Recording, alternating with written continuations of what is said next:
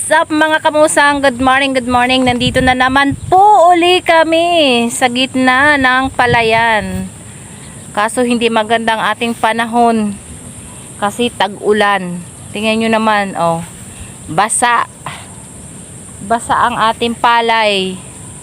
Ando si Pangit. Kita nyo ba?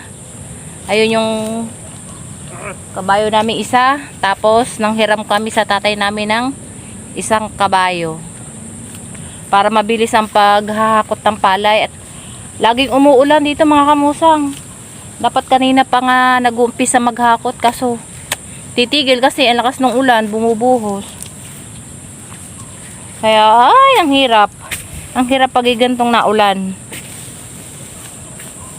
Pero kailangan hakutin kasi walang ibang maghahakot kundi siya. Si Pangit kasi ang maghahakot ng mga ng palay din pagkatapos anihin. Ilang kaya itong hahakutin na rin palay, ilang kaban. Hindi pa alam, malalaman pa mamaya. Ayan mga kamusang, malakas ng ulan. Umulan na. Dalawang peraso pa lang ang naikakarga. Ilan bang peraso yan? 6. Asan pa iba? Ayan, 6 yan ah. Nandyan, 4 pa yun nandyan. Pagkatapos yan? Ay, ayun, yung mga nakatambak dun. Ilan yun? Aywan ko ilan yun. Tapos, yung sa kabila doon. Ano ang pinakalis dyan? Alin? Yung naandun, ay dapat daw hahakutin yun ay pag mainit at tuyo daw yun. Hindi daw pwedeng hakutin ng naulan. Baka mabasa.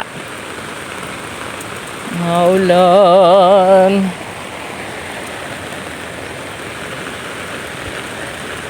Wala man lang ditong dahon ng gabi na malapad.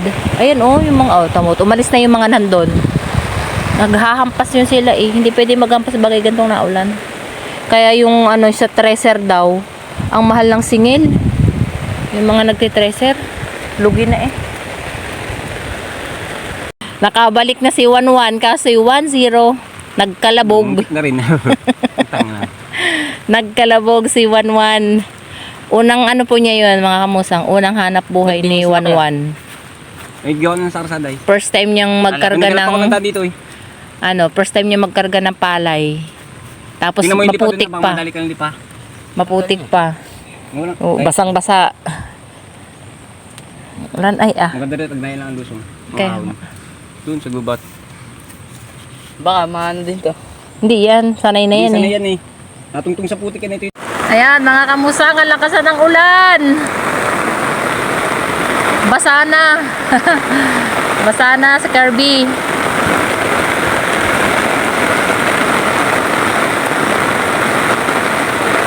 Hindi mapaghakutan na rin isang kabayo kasi kailangan kalahati-kalahati lang ang karga niya.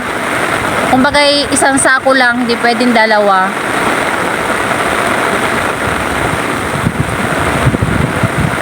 Alo, lakas mga kamusang abot si Pangit doon. Kasi kaaryada lang ni Pangit.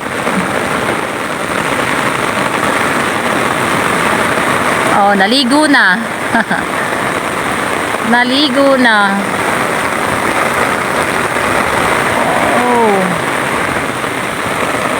Lakas na ito.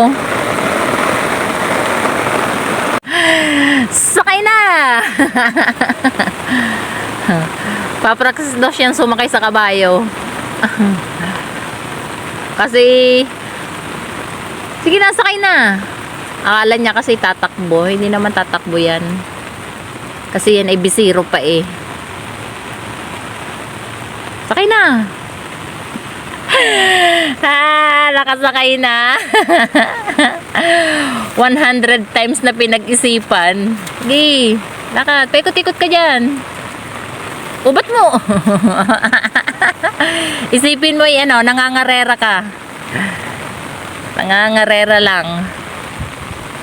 Ayaw na matuwilan ng ulan. Ang hirap ng ganito mas mahirap talaga mag-ani pag tag-ulan. Kawawa ang nagpapaani. Kasi nababasa ang palay talaga. Hindi katulad ng tag-araw.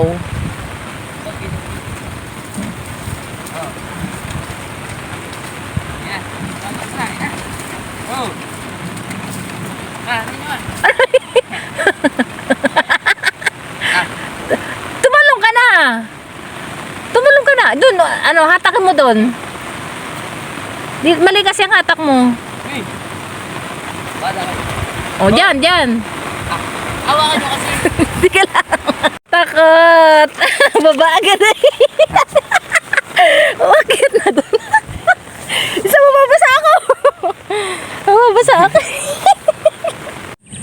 Okay mga kamusang, kami umuwi muna mga kamusang sa bahay at kami kumain. Kumain kami na tanghalian. Tapos ito, nandito na ulit kami.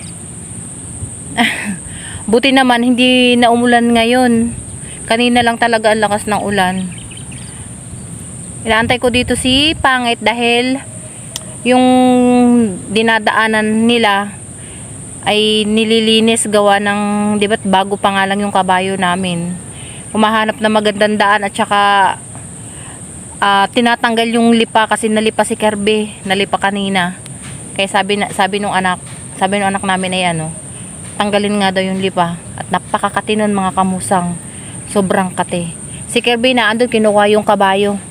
At nagpalit pati ng damit dahil basa ng ulan kanina. Sabi ko sana wag akong sipunin. O baka hindi ko maalala yan. Sabi ni Pangit, paalala ko raw yung itak. Ayun. Nakapagtabas na siya doon. Tapos andun si Kirby. Ayun, nakaupo doon. Kasi nakuha na yung kabayo niya. Basang-basa kasi ng ulan kanina eh. Kaya kami umuwi muna at pinagpalit ng damit. Okay mga kamusang, bukas na po ulit maghahakot. Pahinga muna ang aming mga bisiro. Kawawa naman.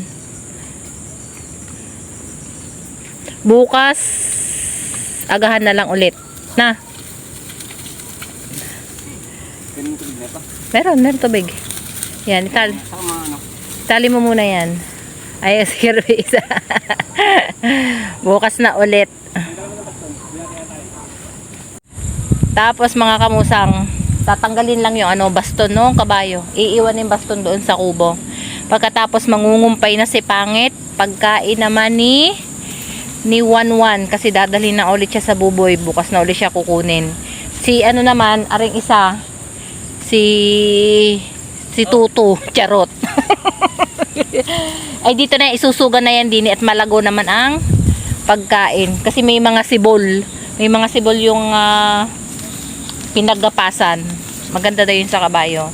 Tapos kami naman ni Kirby habang nangungumpay si Pangit ng pagkain ni Wanwan, kami din ni Kirby ay mangungumpay din ng pagkain namin. Nakikita nyo pa yan mga kamusang, yan yung nagbabayulit na yan. Ha? Oh, Uy. mananalbos kami dyan. Baka nandiyan pa. Ha? Baka nandiyan pa. Oh, hindi tayo pwedeng manalbos. Pagalitan tayo. Doon tayo sa kabila. Doon sa unahan doon, no? Doon. Meron doon. Yan na.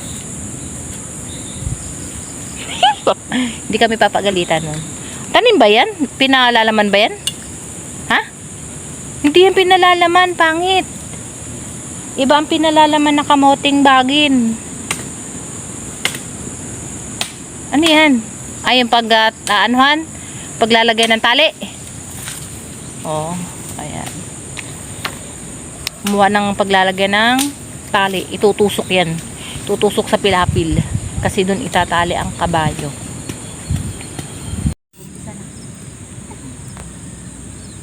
Pahingi po. Kahit wala yung may-ari. Maganda kasi. Ganda ng mga talbot. Bikat mo na. I-ano mo muna ako. Kamay na ulit. Ano na? Ayan mga kamusang, marami na. Siguro tama na to. Tama na nga to. Dito lang oh. Ikot mo. Dito lang ako. Marami na. Sarap eh. Sarap manalbos. Tara na.